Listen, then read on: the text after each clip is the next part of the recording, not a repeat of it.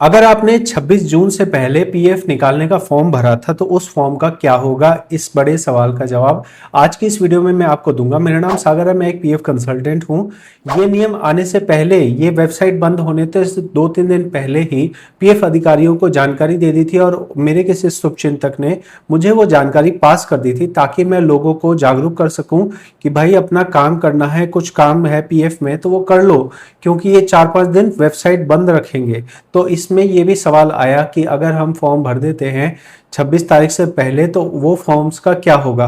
तो मैंने पहले भी बताया था, अभी भी बता रहा हूं कि जो भी फॉर्म्स भरे गए हैं वो सभी 26 से 30 जून तक छुए नहीं जाएंगे। पीएफ में जो अधिकारी होते हैं उनकी भी वेबसाइट पूरी तरह से बंद कर दी गई है। मतलब पीएफ का कोई अधिकारी आपके किसी फॉर्म को देखेगा नहीं, चेक नहीं करेगा। उसका सिस्टम पे भी ऐसे ही लिखा आ रहा है जैसे हम अपने सिस्टम पे देख रहे हैं। तो ऐसे में आपने जो भी फॉर्म भरे हैं वो 1 जुलाई 2026 के बाद में पास किए जाएंगे। ऐसा जरूरी नहीं है कि 1 तारीख को ही आपका फॉर्म पास कर दिया जाए। पीएफ ने जो सिस्टम में लिखा है वो ये लिखा है कि हम जो भी काम करेंगे 1 जुलाई के बाद करेंगे, चाहे क्लेम सबमिट हो, प्रोसेसिंग हो, ये सारे काम हम करेंगे। अगर आपका 5 लाख से कम का अमाउंट है तो ऐसी उम्मीद है कि शायद वो आपका जल्दी पास हो जाए, लेकिन 5 लाख से ज़्यादा अमाउंट होगा तो उसके अंदर एक्स्ट्रा टाइम लग सकता है। अगर बहुत सारे लोग ऐसे हैं जिनका क्लेम सेटल हो गया लेकिन बैंक में पैसा नहीं आया, तो वो जो पैसा आना है वो भी 1 जुलाई के बाद आएगा। तो आप थोड़ा इंतज़ार देखिए।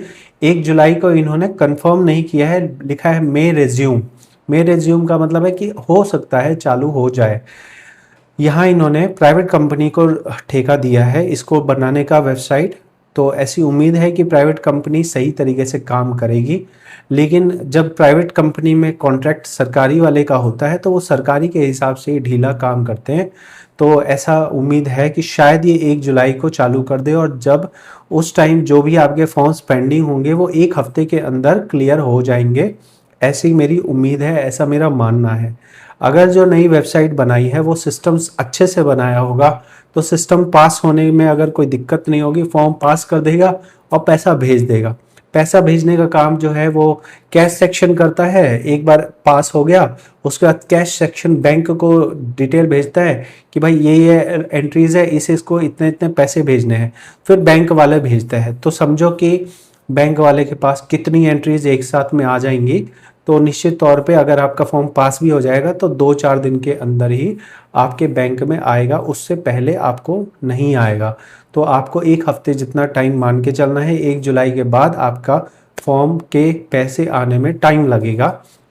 और अगर आपका 1910 से पेंडिंग होगा तो वो एक बहुत बड़ा सवाल है कि उसमें क्या होगा, क्योंकि वहाँ पे ये चीज़ देखना ज़रूरी होगा कि क्या हमें पुराने नियम के हिसाब से मिलेगा या नए नियम के हिसाब से मिलेगा।